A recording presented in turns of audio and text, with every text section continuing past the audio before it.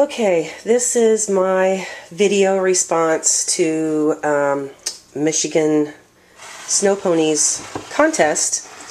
And as you can see in the background, I am a KitchenAid user, but I think the point of the contest is to make it by hand. So I'm going to show you my favorite bread recipe.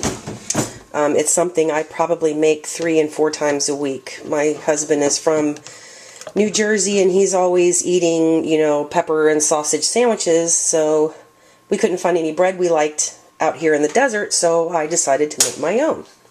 It's very, very simple. 3 3/4 cups of flour. I'm sure you can use wheat flour. I just use white. That's what I have on hand. 1 1/2 teaspoons of salt. That's it. Put this in the bowl. And back here, we have 1 1/2 cups of warm water with a tablespoon plus a teaspoon of sugar and 2 1/4 teaspoons of yeast, and I just let it sit like that till I get my dry ingredients ready. And it's nice and activated. There we go. There it went. See, nice and activated. Pour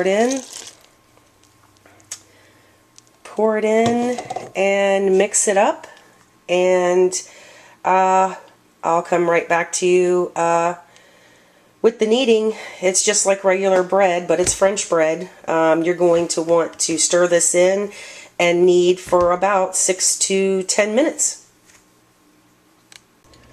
Okay, I just wanted to show everybody this.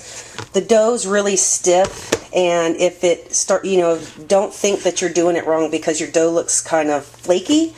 Once you start kneading it and working it on the surface, it's going to come out to a really nice smooth dough. And then make sure you have your bowl prepared with oil. Knead your dough for 6 to 10 minutes, stick it in your bowl. Cover with a damp cloth, and make sure you coat your dough with oil and let rise for an hour till at least doubles in size.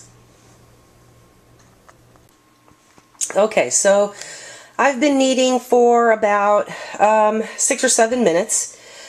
See, the dough's come together really nice. This is a very dense, tight dough, so don't be afraid if it just seems like it's really elasticy. So now you're going to put it in a cool, dry, or a warm, dry place, covered. You can use saran wrap, whatever you prefer, and let it rise for about an hour until it doubles in size. I do want to let you know I make this in my bread machine all the time. I'll make sure I put the recipe at the bottom, but you just simply throw everything into the bread machine. Use your dough setting. I do suggest that once your dough is done mixing and your bread machine starts to let it rise, stick your hand in there and put a little bit of oil over the top of the bread, because the bread machine does tend to dry out the top of the dough. But you can make this by hand or bread machine. I do it both ways, and I make this about 4 to 5 times a week. That's how much of this my family eats. So I'll check back with you guys in about an hour. Okay, so the timer's gone off. It's been an hour, and we're gonna pull this out of the oven. Yeah. Okay, so I'm gonna have my son help me. I'm gonna show you what to do to get ready for making the loaves and getting them ready for the oven, because you're gonna have to proof this again. So keep it on my hands. Alright, so here's our dough, and you're going to need a rolling pin. You're going to need a prepared cookie sheet, and I just spray it with a little bit of cooking spray. I use the tin foil because my pan is almost worn out. And a little bit of flour.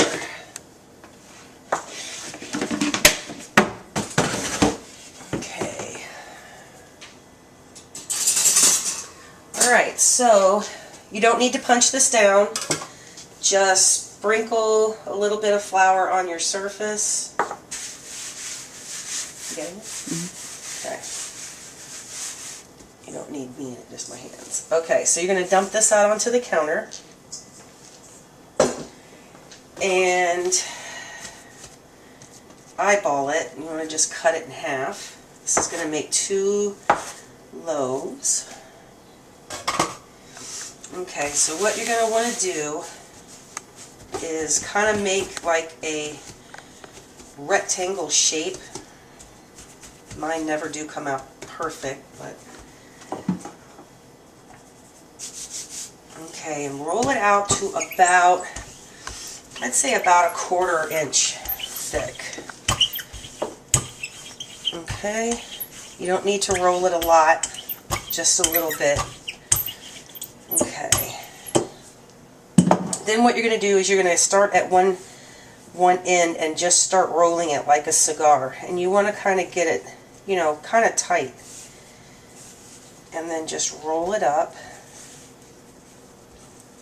Okay, and you want seam side down. And when you see these little things, all I do is just tuck it and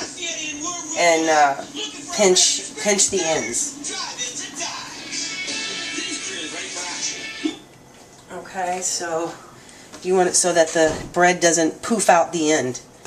And just make sure your seam is down and shape your loaf of French bread. And then, once you get this little cigar looking thing, you're going to stick it on the bread sheet. Okay, and then once you get it on the bread sheet, you're going to want to take a knife and score it. And you need to go kind of deep because this is where the bread is going to rise. So you want to go pretty deep in there. And just score it down the ends.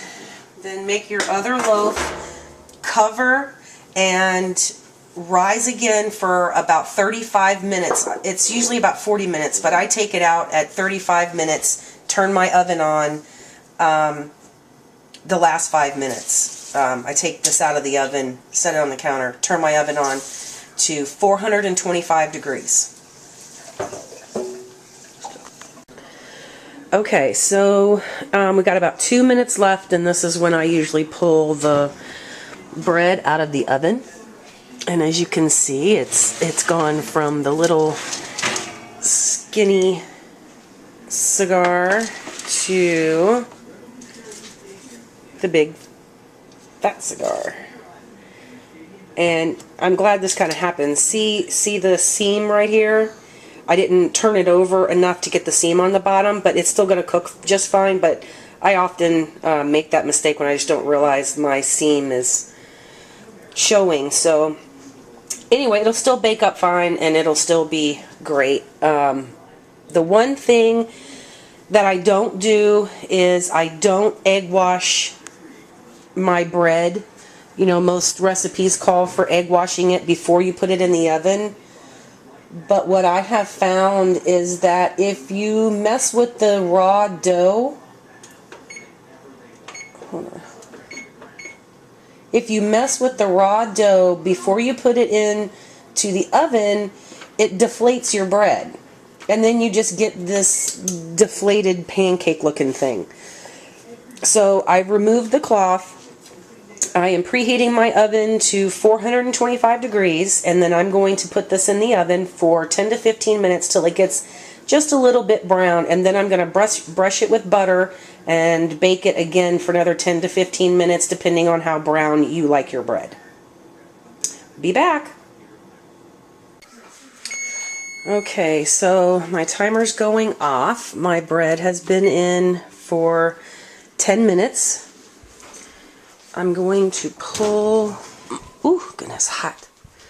Pull my bread out for just a second. See how it is just brown, just like golden brown. And then this is just softened butter. And I know I said egg wash and stuff, but it's just a matter of preference. I've tried it both ways, and my husband doesn't like as crunchy as it gets with the egg wash, and sorry about that, the egg wash, you need to use either egg whites and water or egg yolks and water. Do not use just a whole egg and add water. It's not going to work. You're going to have a big mess. So I am just coating these, and see, now you can brush it. You don't have to be as delicate with it, and it's not going to deflate on you. And it should all, oh, it's going to be so good. It smells fantastic. But this only lasts, these 2 loaves will only last a day here in my house. Because this is what everybody eats their sandwiches on and stuff like that. So, and see, there's my seam, and it didn't hurt the bread, it didn't hurt the loaf. Okay. So now that these are buttered, I'm going to just pop them back in the oven. And these really do need to cook about 25 minutes. So I'm going to put these back in for another 15 minutes. And I will show you the finished product here in about 15 minutes. Okay, so I'm going to turn my oven off. And I'm going to show you, I'm going to get my towel, show you the finished product.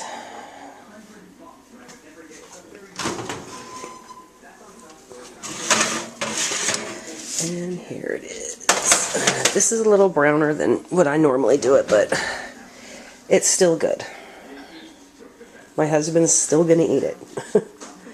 So, and this is bread that you really don't have to wait to slice, so let me see.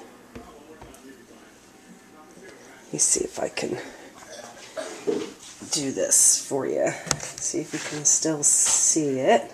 Let's see. Oh, it is crunchy.